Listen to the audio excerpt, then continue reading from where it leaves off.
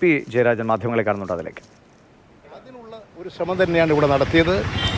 ഇവിടെ പോലീസ് നടത്തിയത് വളരെ വളരെ തെറ്റായ നടപടിയാണ്. ഇത് സംബന്ധിച്ച് പരിശോധിച്ചാവശ്യമായിട്ടുള്ള നിലപാടുകൾ തീർച്ചയായും ഗവൺമെൻറ് സ്വീകരിക്കും. ബിജിന് ഇന്നലെ പരാതി നൽകിയിട്ടുണ്ട്.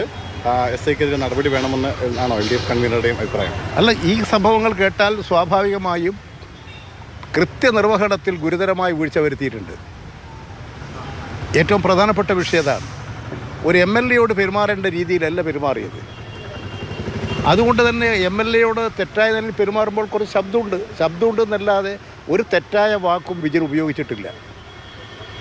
നമ്മളെല്ലാം ഇന്ന് എല്ലാം ദൃശ്യമാധ്യമങ്ങളിൽ പ്രത്യക്ഷപ്പെടുന്നതാണ്.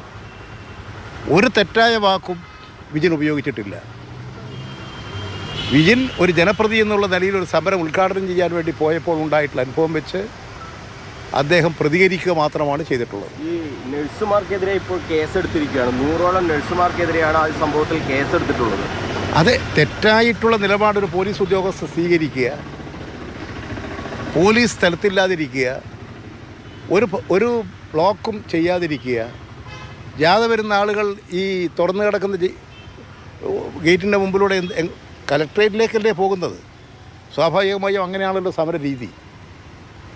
അപ്പോൾ അവർ വളരെ ശാന്തരായതുകൊണ്ട് വേറെ സംഭവങ്ങളൊന്നും കണ്ണൂരിലുണ്ടായില്ല. ഈ പഴയങ്ങാടിയിൽ യൂത്ത് കോൺഗ്രസ് പ്രവർത്തകർ കരിങ്കൂടി കാണിച്ച സംഭവത്തിലും പോലീസിന് വീഴ്ച സംഭവിച്ചുവെന്ന് ഇന്നലെ MP ജയരാജൻ പഴയങ്ങാടിയിലെ പൊതുയോഗത്തിൽ പറഞ്ഞിട്ടുണ്ട്. ആ വിഷയം പോലീസ് അറിഞ്ഞിട്ടും വേണ്ട ഒരു കരുതൽ പോലീസിൻ്റെ ഭാഗത്തുനിന്ന് ഉണ്ടായില്ല. അതുകൊണ്ടാണ് അത്തരത്തിൽ ചില അക്രമ സംഭവങ്ങൾ അവിടെ ഉണ്ടായതെന്നാണ് പറയുന്നത്. അല്ല, ജയരാജൻ കാര്യങ്ങളൊക്കെ വിശദീകരിച്ചിട്ടുണ്ടല്ലോ. പിന്നെ അതിനെക്കുറിച്ച് ഇനി ഞാൻ വിശദീകരിക്കുന്ന ഒരു പ്രശ്നം ആ വിഷയത്തിൽ ഉന്നയിക്കുന്നു. ഇത്തരത്തിൽ വീഴ്ചയുണ്ടാവും. അല്ല, ഈ എല്ലാ കാര്യങ്ങളും വളരെ കൃത്യമായിട്ട് തന്നെ ഗവൺമെൻറ് പരിശോധിക്കും, എല്ലാ കാര്യങ്ങളും നിരീക്ഷിക്കും.